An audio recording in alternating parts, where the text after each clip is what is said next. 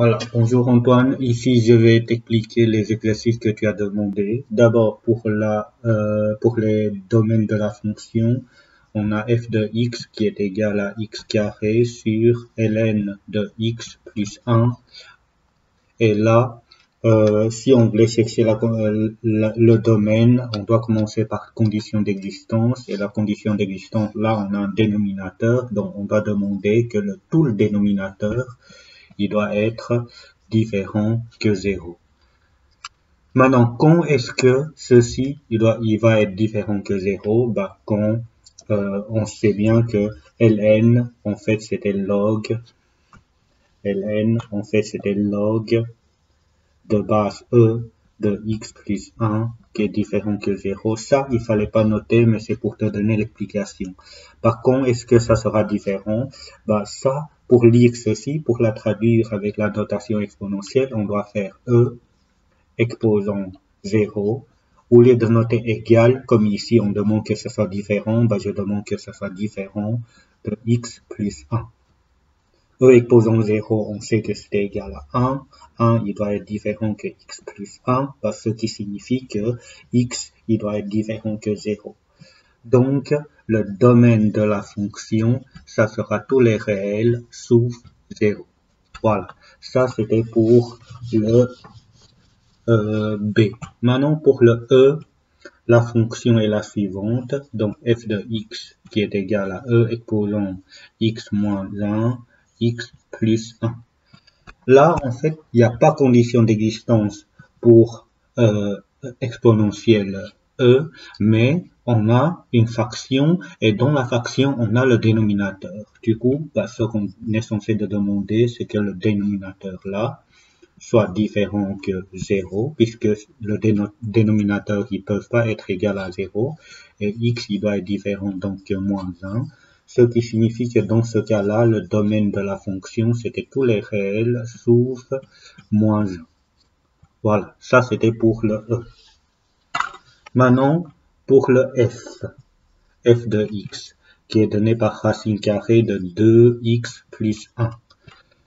Ici, on a un racine carrée, la condition d'existence demande alors tout ce qui se trouve en dessous du racine carré, il doit être plus grand que 0. Et là, plus grand ou égal à 0. Et ici, en fait, il n'y a rien à faire. Pourquoi? Puisqu'on sait bien que, on sait bien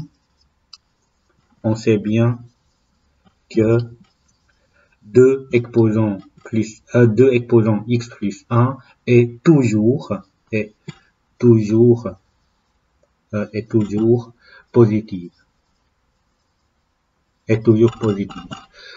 C'est la raison pour laquelle cette condition d'existence-là, on n'a pas besoin de le demander, puisqu'on sait que de toute façon, ça, c'est toujours positif, peu importe la valeur de x. Donc, dans ce cas-là, on pourra dire le domaine de la fonction, c'était tous les réels. Il n'y a pas contraint pour le x. X, il pourrait prendre n'importe quelle valeur.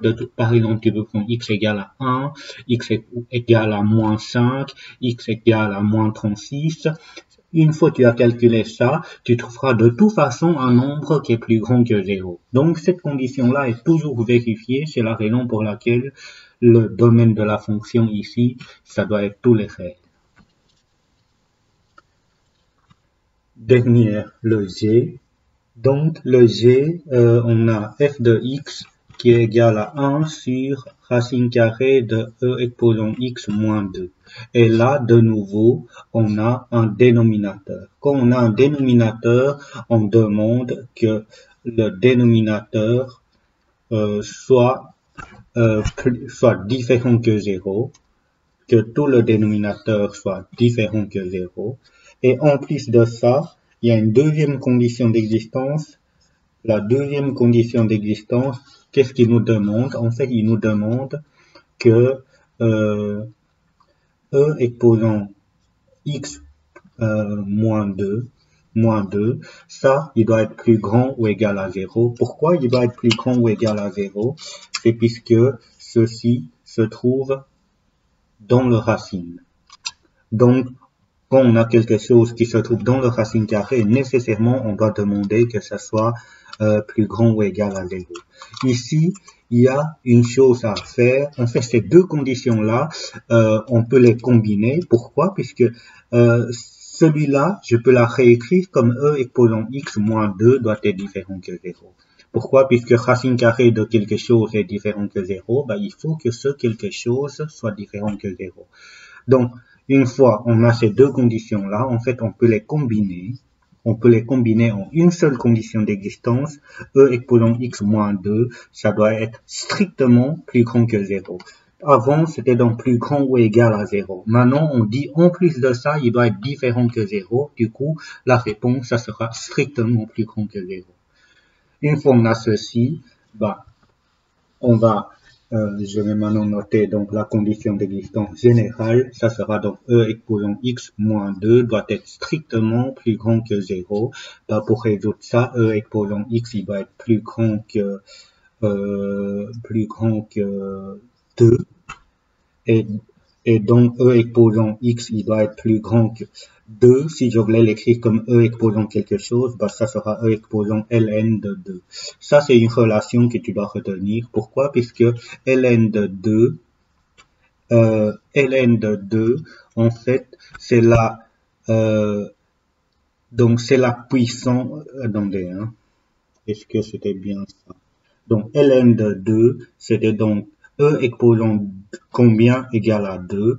Donc, imaginons que j'ai une réponse là.